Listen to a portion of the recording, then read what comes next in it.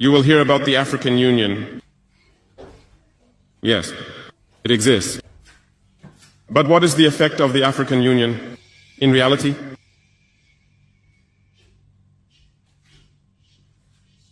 We cannot talk about integration in the theme and not talk about the African Union. Because it is this organization that should unite us, create real integration.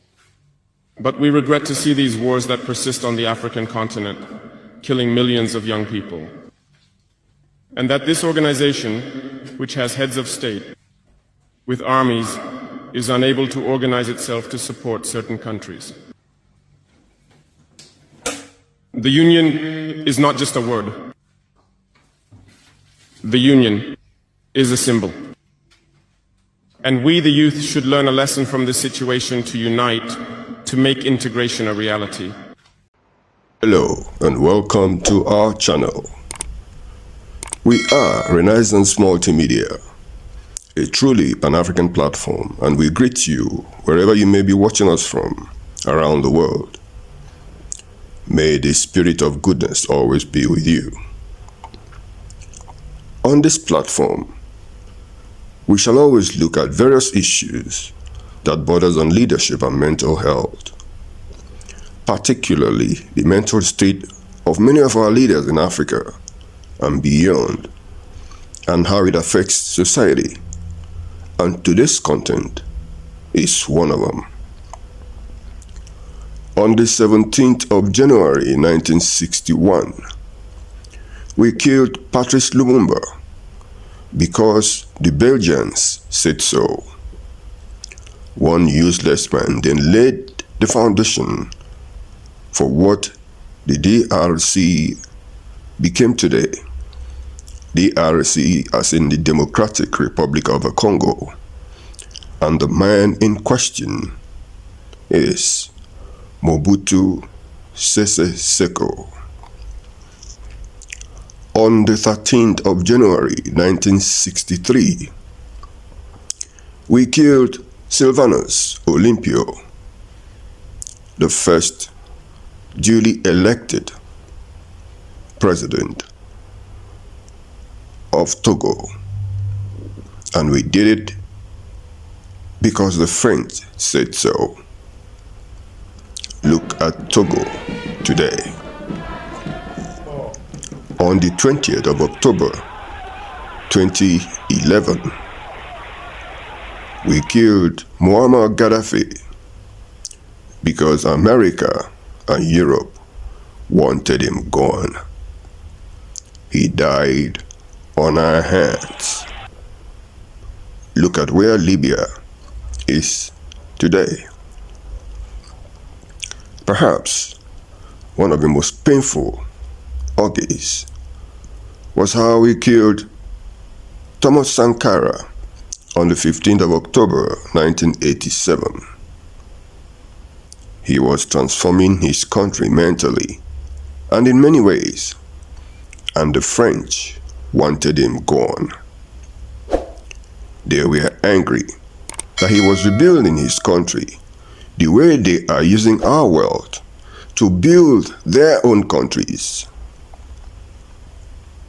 The man who to many African minds remains the most useless, senseless, passionless, and despicable human being, who was said to be his closest friend and confidant, killed him and handed the country back to the French. Before his death, Sankara had left an indelible landmark that could not be erased by death. He had also told the world that the revolution is bigger than men, particularly just one man, and cannot be erased. Today, he continues to live in our hearts. 35 years after. On the 14th of March of 1988, 1 year after Sankara'S death, a child was born that would later be the fulfillment of Thomas Sankara'S dream Ibrahim Traore became an embodiment of what Africa seriously needed, what Africans have been calling for, but their leaders have refused to listen. Ibrahim Traore became revelation and an epitome of good leadership, an embarrassment to other leaders in the continent, and loss of business to the West. Hence, they want him dead. They want to kill him again, as usual. They said that he is stealing his country's gold and keeping them for himself, and therefore he must die. Can you ever imagine such a lame, absurd, and most stupid allegation? Even if it were true, would that give them the right to interfere in the internal affairs of an independent nation, thereby overriding the dictates of the United Nations? But of course, we know that it was just a smokescreen. He is stealing from nobody's country. He is stealing not from his country. His people love him, and he is working for them. Yes, Ibrahim Traore is stealing from his country, just like Muammar Gaddafi was brutalizing the people, his people. Those ones, the excuses given to us as the reasons why they took him out. Patrice Lumumba was dividing his country, his people. That was yet another reason why he was taken out. Sylvanus Olympio was deceiving his people. Yes, that was why he was killed. Amilcar Cabral went missing and was never found because he was revolutionizing his people. Samora Machel was fighting other people's fight and therefore had to be brought down. Kwame Nkrumah was teaching his people to be smart and therefore had to be run down. Thomas Sankara wanted to redefine the black man. They said that our good leaders do not deserve to live for us, but had to die for they themselves to live, because they were standing on their way. All these men died for the people. They died for Africa. They died for us. Unfortunately, they died on our hands because we were used as agents of death to destroy our own. Now you ask the big question about the mental health of our leaders that turned their back on us from the days of slavery till this date. Yes, they like them when they are Mobutu Sese Seko. They want them when they are Blaise Compaoré. They laugh at them when they are Idi Amin. They support them when they are Hendrik Verwoerd, P.W. Botha, and AWB. They found no fault in Paul Biya, Obiang Nguema Mbasogo, Felix Tshisekedi, Denis Sassou Nguesso, Yoweri Museveni, William Ruto, Faure Gnassingbé, and many other heartless men of Africa. They befriend them when they are Alassane Ouattara, Bola Ahmed Tinubu, William Ruto, and others like them. Yes, the West loves them when they are useless, inimical to the health of a continent, and hopelessly subservient, but hates them when they want to serve their people justly, just like they, the leaders of the West, do themselves. They build their countries, better intent, and continue to destroy Africa. For centuries, Africa have continued to suffer at the hands of our useless leaders, heartless criminals who remain ready-made companions to the outsiders that come to loot and destroy our lives. While we blame the West for what they are doing to us, we must never forget that they may not have succeeded the way they normally do without the support and participation of our leaders, who open the door for them and tell them where to find what they are looking for. They have done this eternally, refusing to let us be.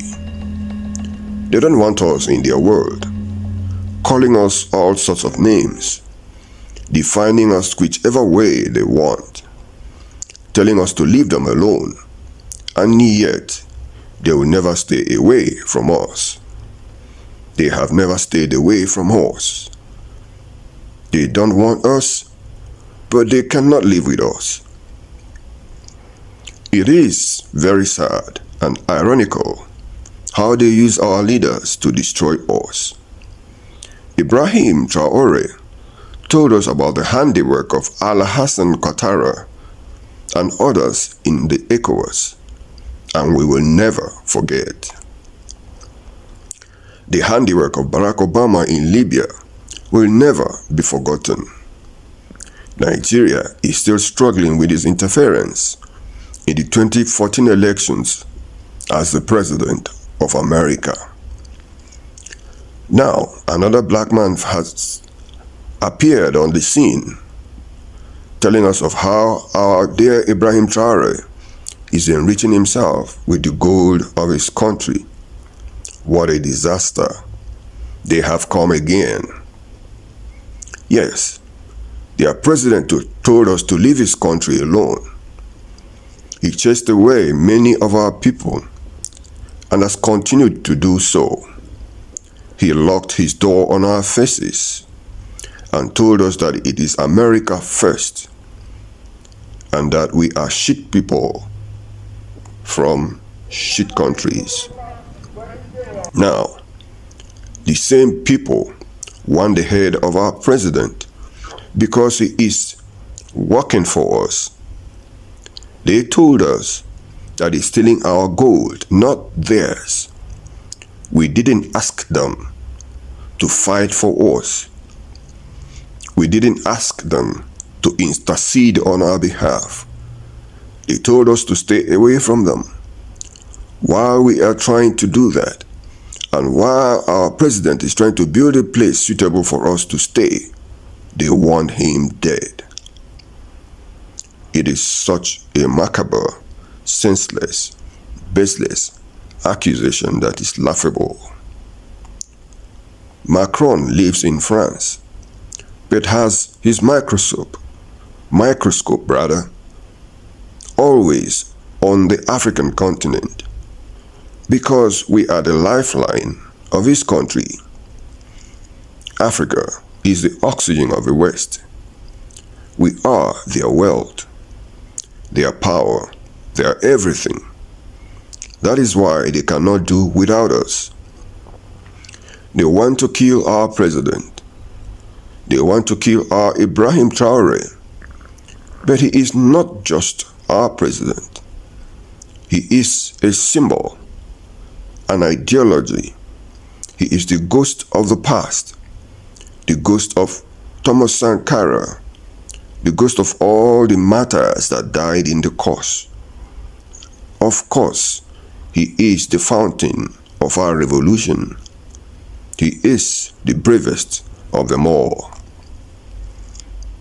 He is the nemesis of Africa's bad leaders, and you can't kill a phenomenon.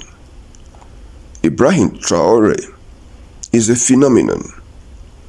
He is the youngest leader in the world, younger than the children of a people that want him dead, and yet he has become their nightmare. But they can't kill him because, just like Thomas Sankara said, you can only kill the body. The revolution lives. His words are here. It is haunting them in the form of Ibrahim Traore. In all this, I wonder where Blaise Compaoré is, how he feels, and how his mind is working now in his old age and hiding away from the punishment that was bestowed upon him by his people. I wonder how he's living, in regret or in self-adulation. Well, that is the question that he had to answer. Before we go, our advice to the so-called African leaders are: your people are very easy to love and appreciate. All they ask of you is a genuine consideration that they are human beings, just like you and your cohorts.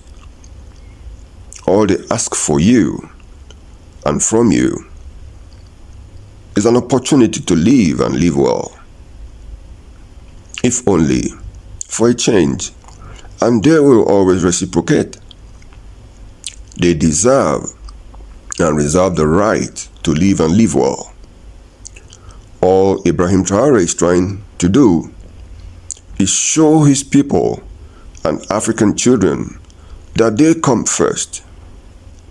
All he is doing is preaching the gospel of empowerment, gospel of a change of heart from our people and from you, the West, that refuse to let us be. All he is saying is that no African child is born poor, because we are children of the richest continent in the world. How can we then be poor in the midst of absolute riches? You can't kill Ibrahim Traore because he is a symbol of an emergent Africa that will soon take her place in the world. You can't kill Ibrahim Traore because he is a good man, and such goodness are not easily destroyed. You can't kill him because his people are with him. The spirit of Africa is with him. The spirit of our sires and forebears are looking out for him. You can't kill him because he has done nothing wrong. He is just loving and serving his people justly. You can't kill him because he is doing what you do not want any African leader to do, and what our leaders have refused to do, which is to take care of their people. The people you rejected and continue to reject and eject from your world. All we ask of you is to then please stay away from us. Leave us the heck alone. You don't want us in your world. We don't want you here either. Whatever our leader is doing is of none of your consequence, but of our benefit and welfare. So let it be. Ibrahim Traore is a lesson to the world. He says, change your ways, you leaders, particularly leaders of Africa. He advocates a new day, a new dawn in Africa.